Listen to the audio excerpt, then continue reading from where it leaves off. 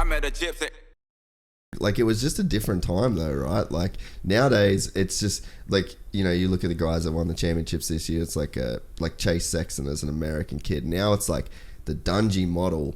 Like, Dungey sort of like made this model for like doing it out of amateurs, right? He sort of gave every like kind of B-class kid hope. He, you know what I mean? It's like there was like Lawrence and you and Stroop and Izzy, and then in that same year there was like Dungey, and it's like everyone just kind of like went that Dungey direction after he did what he did, right? How could you argue it? I mean, if I had a kid, I hope he'd go the Dungey direction. If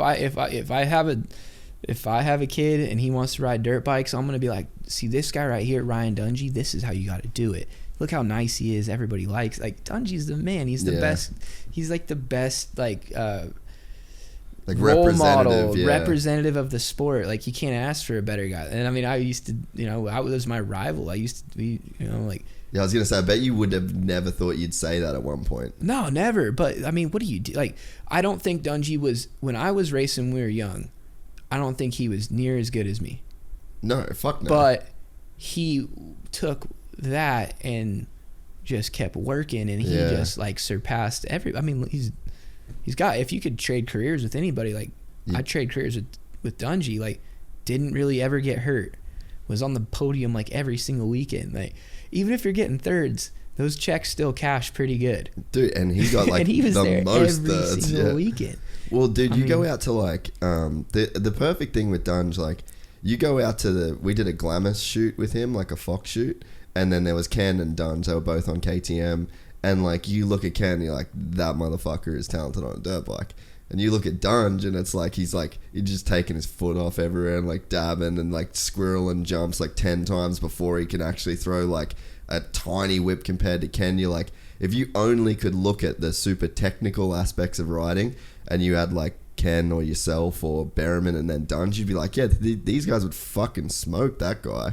But it's like, it's a different thing when it's like 20 laps or 30 minutes plus a lap, and it's like, you give that one dude that'll just work super hard at one thing, and it's like you get a fucking monster.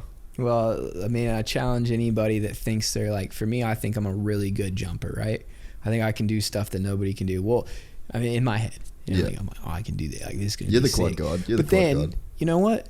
Either Dungey's going to just step up to the plate and do it, so you can't call him a not technical rider. He might not be the first rider, but he's still going to do the gnarly shit. And then, like, as the track got tougher, that never really made him, like, he was just more calculated. Like, I bet you if he took the risks of that James Stewart took, he would do some pretty wild things. Like, but then he probably goes to the dunes and just thinks, like, he just doesn't have the same type of love for just riding motorcycles, or even seeing it as like a fun thing to do, because I feel like you see things that other people don't see. You're like, dude, that would be so fun. Whereas, like you said, the freeway thing, like the jumps along the freeway, whereas Dunge probably just doesn't even look at that shit, you know? Maybe he does, and maybe just goes risk towards reward. Yeah, true. I don't know. I don't know what he thinks, but man, he like, to say he's not a technical rider is you know what I mean. And I know exactly what exactly what you're saying, and I've probably been a guy right there with you saying it. But I've just,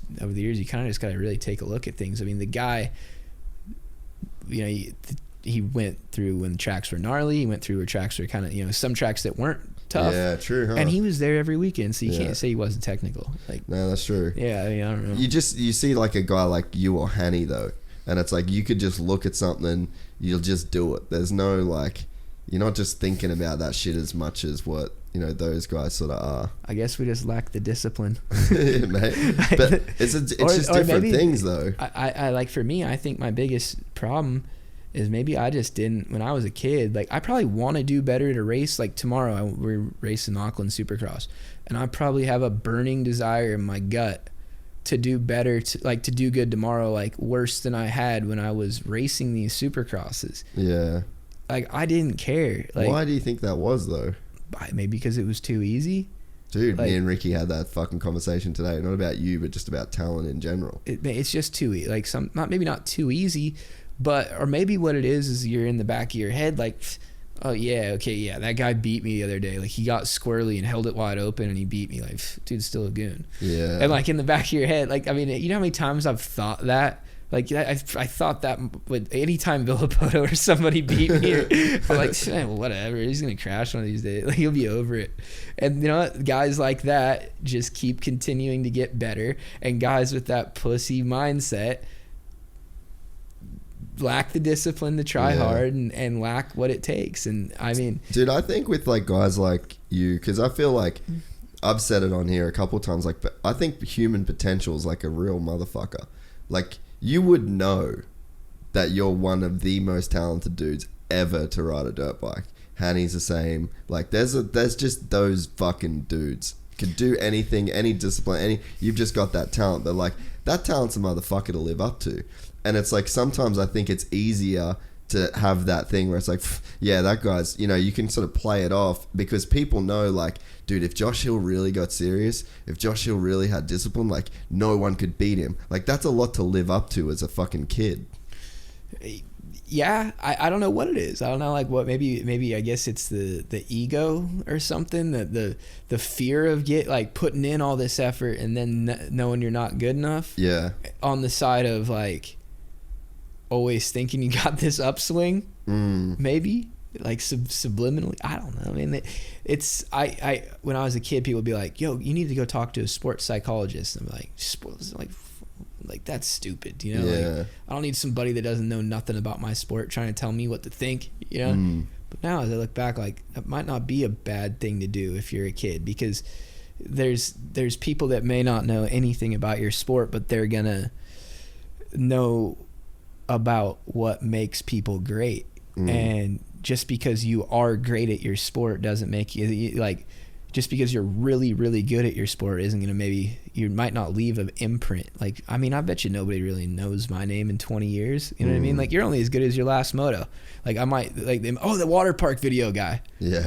When, like, I mean, that was gnarly, but it's nothing like some of the situations that, like, that legacy shit of, like, what Ricky did or what James did or Chad. Well, just in my mind, like, it was gnarly. And yeah, like, dropping on the water slide and looking down, knowing I could die if I just barely went off was scary. But it ain't scary like being on the line with 20 riders and trying to, you know, go race wins and like the type of feeling that you have in your gut racing a Supercross.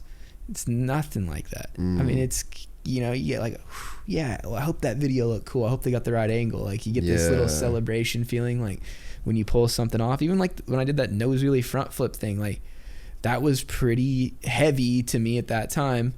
And it was like, that was done. Okay, cool. Yeah, like, you get like maybe a night of like, yeah, that was sick. Yeah. And then you're just kind of like, whatever. What's next?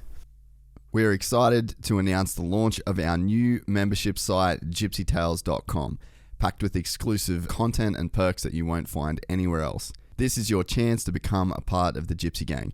And as a special bonus, if you sign up to an annual membership, you'll be entered into the draw to win our custom-built TC125. Gypsy Gang.